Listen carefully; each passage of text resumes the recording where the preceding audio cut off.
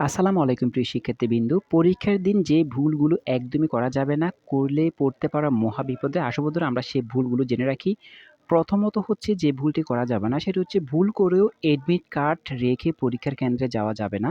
তোমাদের যে admit card আছে সেই এডমিট কার্ড যদি বাড়িতে রেখে তুমি ভুল করে পরীক্ষার কেন্দ্রে চলে যাও, এখন তোমার হাতে কিন্তু ওই সময় নেই যে তুমি বাড়ি থেকে আবার এসে এডমিট কার্ড নিয়ে যাবে। তুমি কিন্তু পরীক্ষার হলে ঢুকতেই পারবে না। কারণ তোমাদেরকে ২ বার চেক করা হবে এডমিট কার্ড না থাকলে তোমাদেরকে কিন্তু পরীক্ষার হলে ঢুকতে দিবে না। অবশ্যই এই জিনিসটা মাথায় রেখে অবশ্যই আজকে তুমি এডমিট কার্ডটা তোমার ফাইলের মধ্যে ঢুকিয়ে রাখো, যাতে কোনোভাবে মিস না হয়। আর মনে করে তোমার এডমিট কার্ডের ২-১ টা কপি করে রাখো, যাতে তোমার এগুলো হারিয়ে গেলে যাতে তুমি সাথে, সাথে পরীক্ষাটা অন্তত দিতে পারো।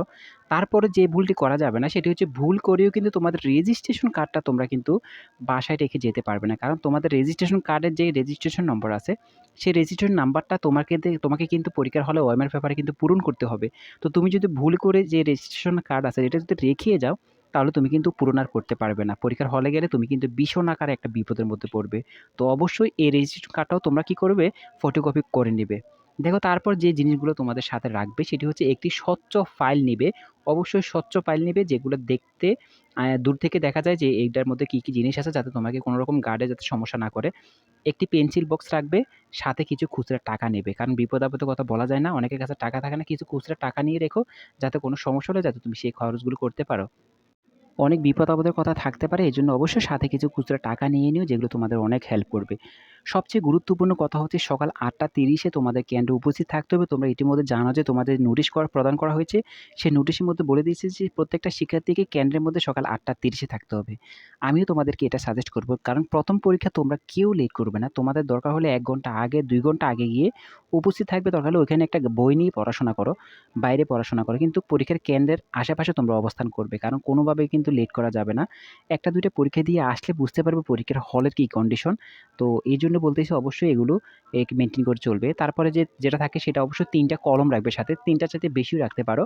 ৩ টে কলম রাখবে, একটা পেন্সিল রাখবে, একটা রাবার রাখবে, একটা কাঠার রাখবে, একটা স্কেল অবশ্যই সাথে রাখবে। কারণ তুমি পরীক্ষার হলে গেলে এগুলো কারো থেকে খুঁজেও নিতে পারবে না। কারণ কারো কাছে চাইতে গেলে তোমাকে কিন্তু এক্সপেল করে দিতে সম্ভাবনা থাকবে। তো এইজন্য অবশ্যই কলম রাখবে। আর বলে থাকি কলমগুলো অবশ্যই বাড়িতে আগে থাকতে একটু আঁকাআঁকি করে রাখো, যাতে একটু ফ্রি হয়ে থাকে। নতুন কলম নিয়ে অবশ্যই ওখানে যাবে না। নতুন কলমগুলো কিন্তু ওখানে গেলে তোমাকে ডিস্টার্ব এ ফেলে দেবে। তো এই যে কথাগুলো আজকে বললাম, আমার পুরোপুরি সব কথা হয়তো লিখতে পারিনি সময়ের অভাবে। কিন্তু যে কথাগুলো লিখেছি এই কথাগুলো অবশ্যই তুমি বুঝতে পেরেছ। মূল কথা হচ্ছে তোমার কিন্তু এডমিট কার্ড আর রেজিস্ট্রেশন কার্ড অবশ্যই এটি ফটোকপি করে বাড়িতে রাখো। কারণ হারিয়ে গেলে যাতে তুমি পরবর্তী পরীক্ষাটা দিতে পারো। দেখো প্রত্যেকটা বছরে কিন্তু এরকম কেউ না কেউ অ্যাক্সিডেন্টের মধ্যে পড়ে থাকে, যে পরীক্ষার কেন্দ্রের মধ্যে গিয়ে ফাইলটা হারিয়ে গেছে, সিএনজিতে পড়ে গেছে। তখন তুমি কি করবে বলো? তখন তুমি যদি এগুলো যদি কোনো ফটোকপি না করো, তাহলে তুমি কিন্তু খুব ধরনের একটা বিপদে পড়তে পারো। হয়তো আমি তোমাদেরকে বুঝাতে পারিনি, কিন্তু যারা বুঝেছো তারা অবশ্যই গিয়ে তোমরা কালকের মধ্যে এগুলোকে ফটোকপি করে বাড়িতে এনে রেখে দাও। ২-৩ কপি, ৪ কপি, ৫ কপি করে করো, কোনো সমস্যা নেই। এগুলো তোমার পরবর্তীতে কাজে লাগবে। কপি করে এনে রাখো। অবশ্যই সাথে তুমি একটা কপিও নিতে পারো। মেইন কপির সাথে একটা কপি নিতে পারো অবশ্যই সাথে করে। বন্ধুরা আমি জানি না তোমাদের কতটুকু বুঝাতে পেরেছি, কিন্তু আমি তোমাদের যতটুকু চেষ্টা করেছি মূল্যবান কথাগুলো জানানোর। দরকার হলে ভিডিওটা আবার দেখো, পুনরায় দেখো, তুমি অবশ্যই ভালো করে বুঝতে পারবে। তুমি যদি আমাদের চ্যানেল নতুন হয়ে থাকো, তোমার যদি একটু উপকার আসে অবশ্যই আমাদের চ্যানেলটিকে সাবস্ক্রাইব করে রাখো, কারণ পরবর্তী সকল আপডেটগুলো তোমাদের জন্য।